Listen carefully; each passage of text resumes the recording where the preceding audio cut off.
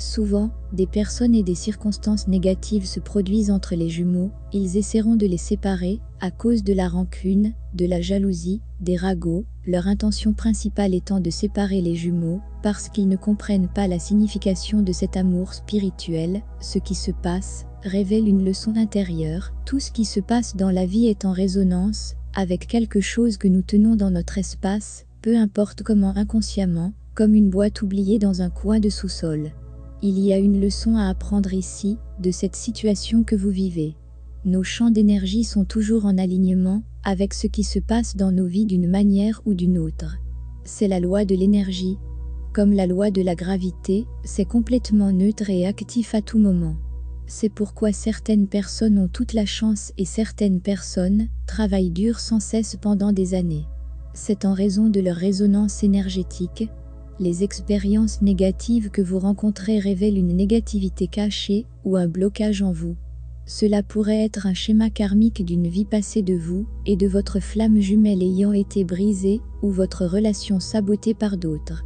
Si vous et votre jumeau partagez des expériences de vie négatives comme ça, cela se loge dans vos champs d'énergie en envoyant ce même signal et en attirant des situations similaires. C'est pourquoi le karma est appelé roue, parce que cela nous cause involontairement à répéter de vieilles expériences encore et encore. Alternativement, vous pourriez expérimenter ces choses à cause des structures de croyances négatives sous-jacentes que vous avez prises dans la vie, des choses comme l'amour est dur, d'autres personnes se mettent toujours entre les amants heureux, les êtres humains sont méchants et destructeurs, les gens sabotent toujours mon bonheur, et d'autres croyances subconscientes et contrats que vous pourriez avoir pris.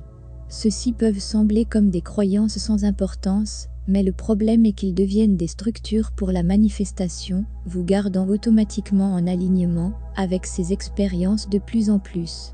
En résumé, ces expériences négatives pourraient être utiles pour vous à long terme, car elles montrent un bloc que vous avez eu, et maintenant vous apprenez à le connaître, l'effacer et continuer sans lui. Votre âme vous aidera à le faire.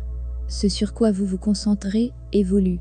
Encore une fois, les lois de l'énergie sont toujours mises à l'œuvre dans les coulisses. Plus vous vous concentrez sur quelque chose, plus vous en obtiendrez. Peu importe que ce soit positif ou négatif.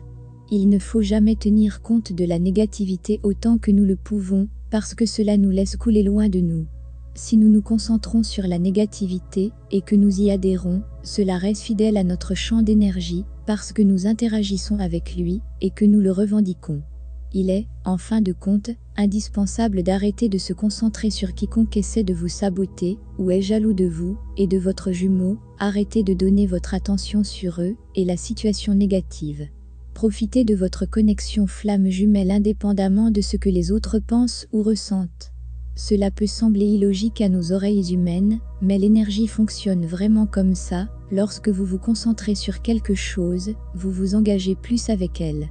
Vous nourrissez avec votre énergie et votre concentration, en la rapprochant de vous.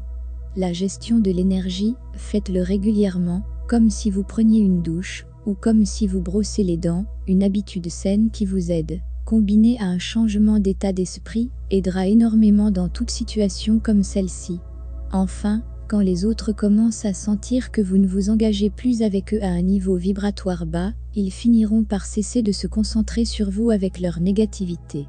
Leur énergie va rebondir en vain et ils vont arrêter d'essayer.